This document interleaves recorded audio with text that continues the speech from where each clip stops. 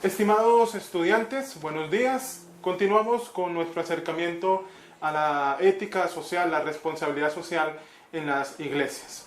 Hoy nos acompaña el doctor Ricardo Gómez, quien hace parte de la Iglesia Metodista Libre y quien va a compartir con nosotros en torno a esta temática. Ricardo, gracias por este tiempo y por compartir con nosotros. Es un placer estar con ustedes.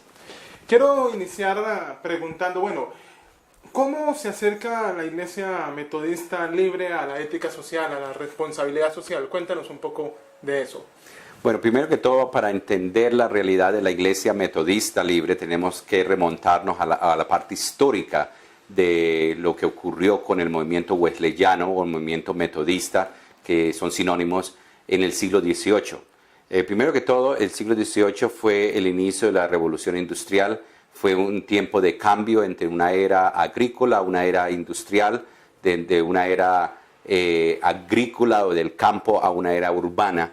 Entonces hubo todo un movimiento durante ese tiempo. Y la iglesia anglicana, que era la iglesia del Estado de Inglaterra, era la iglesia predominante. Había mucha escasez, ese cambio de un estado a otro produjo mucha escasez tanto de alimentos, también de mucha injusticia social y un aumento de la parte urbana. La gente se inmigró a las ciudades para buscar un mejor bienestar, una mejor vida, y al llegar a la ciudad lo que encontró fue falta de empleo, hambre, escasez, encontró problemas sociales muy tangibles allí. Y entonces los historiadores hablan de que nunca Inglaterra fue tan rica y a la vez nunca Inglaterra fue tan pobre. Rica en el sentido que allí ese tiempo fue el inicio de la clase burocrática, la clase social más alta, fue el inicio de esa era, y que lo que produjo fue una brecha muy grande entre el rico y el pobre. Entonces la cantidad de personas enfermas, cantidad de personas con hambre, cantidad de niños y mujeres más que todo desamparadas, fue parte de la realidad social de Inglaterra. Ahora los hombres, que eran los que debían estar aportando en sus casas, ellos se refugiaron en el alcohol, y la destilería del alcohol en ese entonces fue la gran industria, aparte de la industria textil. Entonces había mucha escasez de alimento. El hombre prácticamente desapareció de sus hogares y entonces la mujer le tocó trabajar. Los niños, muchos de ellos malnutridos, muchos de ellos murieron. Entonces ese era el contexto social de Inglaterra en el siglo XVIII. Frente a esa realidad, Juan Wesley fue un pastor anglicano que, viendo la realidad social en que estaba viviendo, empezó a crear una estructura que ayudó a trabajar en esa realidad dentro del corazón de la iglesia anglicana, y con eso empezó toda una reestructuración social. Entonces, desde el nacimiento del movimiento wesleyano, el ala social o la parte del social no es un ala, es parte fundamental de la teología wesleyana. El pobre, el ayudar a los necesitados, el impactar la sociedad fue parte fundamental del entendimiento bíblico de lo que significa ser cristianos. Ahora, y todo ocurre desde ese entendimiento teológico, por ejemplo, de la justificación. Somos justificados, Wesley dice que es por fe, por la fe en Jesucristo. Es solamente por esa fe que nosotros somos justificados. Pero ocurre otro evento que para los wesleyanos es supremamente importante, que es la regeneración. Y es lo que el Espíritu Santo hace en nosotros. Entonces hay dos eventos que ocurren cuando somos convertidos. Uno, somos justificados por fe, y es lo que hace Cristo por nosotros. Y hay otro evento que es la regeneración, que es lo que hace el Espíritu Santo dentro de nosotros.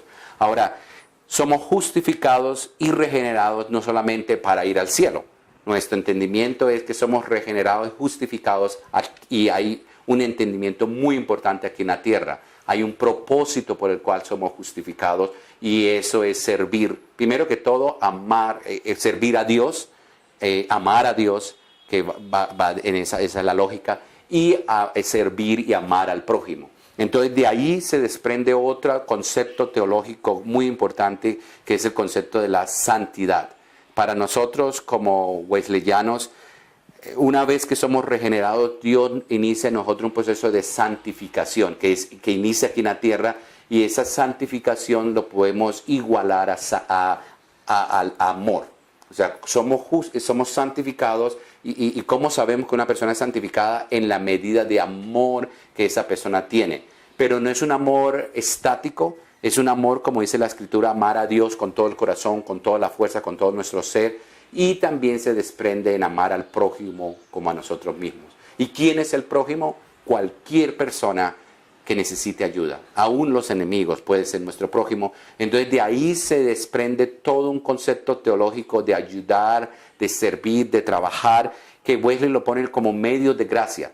Entonces lo que Wesley dice, que las obras que son los medios de gracia, que son ayuno, oración, mediación de la palabra, la Santa Cena, pero también visitar al enfermo, vestir al desnudo, socorrer al pobre, ayudar al huérfano, a la viuda. Los conceptos bíblicos es la forma como nosotros expresamos lo que Dios ya ha hecho por nosotros. Wesley lo pone de esta forma: porque Dios trabaja o trabajó en nosotros, o sea, por gracia Dios hizo la obra en nosotros por medio de Jesucristo. Ahora nosotros somos justificados, somos regenerados gracias a su gracia y la obra del Espíritu Santo, y ahora Él nos ha preparado para ser hombres y personas que hacen su obra en el mundo. En otras palabras, por lo que Cristo hizo a nosotros, por nosotros, ahora nosotros simplemente respondemos a lo que Cristo ha hecho por nosotros a través del amor a Dios, el amor a los demás. Es una forma fácil de responder al Evangelio. Es la única forma en la cual justificamos que lo que Cristo hizo por nosotros es verdad. En otras palabras, lo que Pablo habla en Santiago, que es la obra por la obra que el Señor hizo en nosotros, nosotros respondemos a esa obra a través de obras. Y las obras después de la justificación no son necesarias, son indispensables para mostrar que un verdadero cambio ha ocurrido. Ahora, todas estas obras o esos medios de gracia que nosotros usamos son necesarios y fundamentales para mostrar que el verdadero cambio ha ocurrido en nosotros.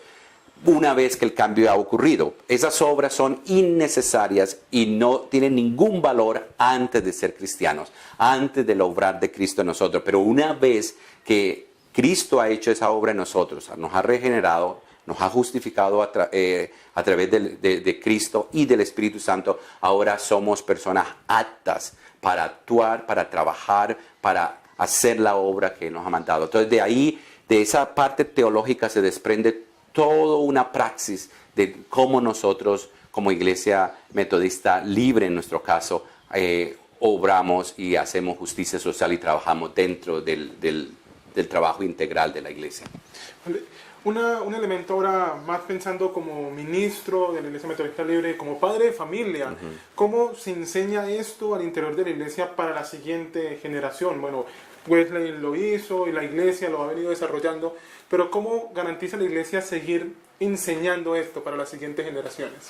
Entonces, nosotros partimos con el hecho de que obra social no es si hay tiempo, no es si dedicamos una porción de nosotros o una parte de la iglesia simplemente a hacer obra social. No, para nosotros el ADN del cristianismo va en cómo nosotros reflejamos esa realidad con los demás. Y eso se enseña desde que nos sentamos en la mesa. Nosotros reconocemos y les enseñamos a nuestros hijos que lo que tenemos no nos pertenece. Que por gracia Dios nos provee alimento, que por gracia Dios nos provee lo que necesitamos, pero otra vez, simplemente nosotros somos mayordomos de lo que Dios nos ha dado, pero todo pertenece al Señor. Para nosotros todo es un regalo de Dios, por gracia Él nos ha dado, pero no solamente para el gusto y el beneficio nuestro. A la vez nosotros somos responsables del otro que está en la calle que no tiene. Si nosotros tenemos alimento en abundancia, siempre estamos pensando, pero ojo, hay personas que no tienen, y cómo nosotros como familia podemos mirar al otro que no tiene y somos responsables por el otro. Entonces es enseñar a nuestros hijos que lo que tenemos en verdad no nos pertenece, sino es prestado por Dios para que nosotros lo usemos esa mayordomía de una forma correcta y estemos ayudando al uno al otro. Dentro de la obra social de la iglesia lo hacemos lo mismo. Nosotros creemos que tenemos una responsabilidad con el medio ambiente, de preservar el medio ambiente, pero también parte del medio ambiente es con el más necesitado, especialmente las viudas, especialmente el huérfano, especialmente el pobre. Esa triada que en el Antiguo Testamento se convirtió en el corazón de Dios, y Dios estaba ayudando a esas personas y era el centro de atención de ellos. Nosotros creemos que para nosotros como iglesia hoy en día, esa misma responsabilidad la tenemos nosotros. Y se aprende desde casa, se aprende desde la iglesia y se aprende del qué hacer como iglesia. Por ejemplo, nosotros en Bogotá tenemos una casa para niñas que están en alto problema, alto riesgo. Hay un sector de Bogotá donde las mujeres se prostituyen, no recuerdo el vecindario, pero hay prostitución tras prostitución en todo un vecindario. Nuestra iglesia va y trae a esas niñas, las rescata de ese contexto de prostitución y de violencia y de abuso, y tenemos una casa tipo albergue donde ellas viven, donde se les da el alimento, se les da comida, todo lo que ellas necesiten, más hospedaje, más les pagamos un colegio. Uno de los mejores, tratamos de darles la mejor educación para ellas, y la idea es ayudarles desde ese principio de una forma práctica lo que significa ser cristiano, lo que significa el Evangelio.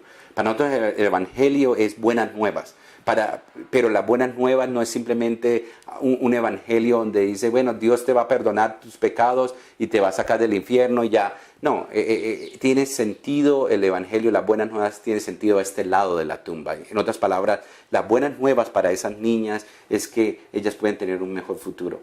Ellas pueden tener una mejor educación.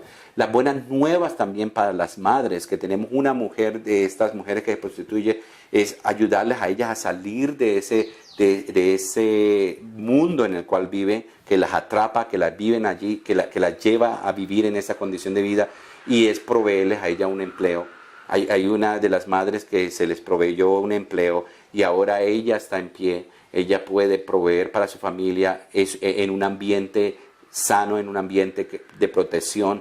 Y para ellas, esa es la buena noticia del Evangelio. El Evangelio para ellas